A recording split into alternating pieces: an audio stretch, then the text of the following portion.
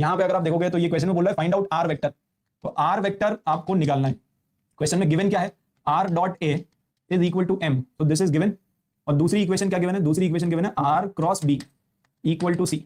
अब देखो इसको आप ऐसे समझो, अपने को निकालना है आर वेक्टर, लेकिन आर वेक्टर जो है वो अगर पहली इक्वेशन देखोगे तो डॉट के साथ फंसा हुआ है, आर डॉट ए है ना, तो हम तो चाहते हैं कि भाई आर का वैल्यू कुछ एबीसी के टर्म्स में ऐसा कुछ आ जाए, यहाँ पे कुछ ना कुछ आ जाए, समझ रहे हो। तो आर वेक्टर फाइनली ये हमारा अननोन है, अननोन को सेपरेट करना है, लेकिन यहाँ पे हमारा जो अननोन है उसकी शादी हो चुकी है ना, उसका कोई पार्टनर है, वो फंसा हुआ है बेसिकली डॉट में या क्रॉस में, ठीक है। तो या तो क्रॉस में फंस गया या डॉट में फंस गया, तो ये जो इसकी जो शादी हो गई है ना, शादी को तोड़ना पड़ेगा।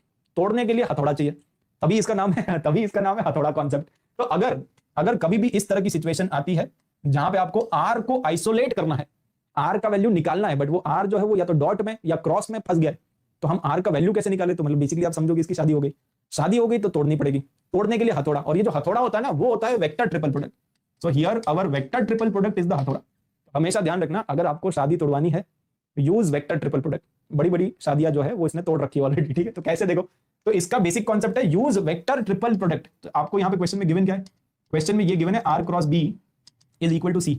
अब देखो ये आर जो है वो अभी तो फंसा हुआ है, मैंने आपको सिखाया कि इस शादी को तोड़ने के लिए हथौड़ा इज वेक्टर ट्रिपल प्रोडक्ट। तो आप क्या करो, इसमें ए के साथ क्रॉस कर दो, इधर बी और इधर बी। अब जब भी आप क्रॉस करोगे तो ध्यान रखना, अगर प्री मल्टीप्लीकेशन है तो इधर भी प्री मल्टीप्लीकेशन आएगा। ऐसा मत करना कि इधर आगे कर दिया उधर पीछे कर दिया, तो आगे पीछे आप नहीं कर सकते हो, आपको इस तरह से करना पड़ेगा। तो ये वेक्टर ट्रिपल प्रोडक्ट बन गया। और अगर ये वीटीपी बन गया ना, अगर वीटीपी बन गया तो बेसिक डेफिनेशन लगाओ, पहले दूर वाले है ना, तो पहले दूर वाले इंटू आर और माइनस फिर पास वाले, तो जो पास वाले है वो A dot R and into B, this is equal to A cross C. तो अब यहां से आप देखोगे कि A dot B into R vector का वैल्यू कितना आ गया, इसको उधर शिफ्ट कर दो, तो उधर अगर आप शिफ्ट कर दोगे तो प्लस, और ए डॉट आर का वैल्यू गिवन है तो पुट कर दो, ये ए डॉट आर या आर डॉट ए एक ही बात है ना, कम्यूटेटिव हो तो इसका वैल्यू आप पुट कर सकते हो एम, ये बन गया एम बी, और ये उधर जाएगा तो प्लस एम बी आ जाएगा। तो बस आर वेक्टर का वैल्यू आ गया ना। तो क्या फाइनली हमने आर वेक्टर को आइसोलेट कर दिया कि नहीं, ये ए डॉट बी तो स्केलर है, तो ये आ गया आर वेक्टर का वैल्यू। तो we wanted to find out this unknown vector in terms of all the known vectors.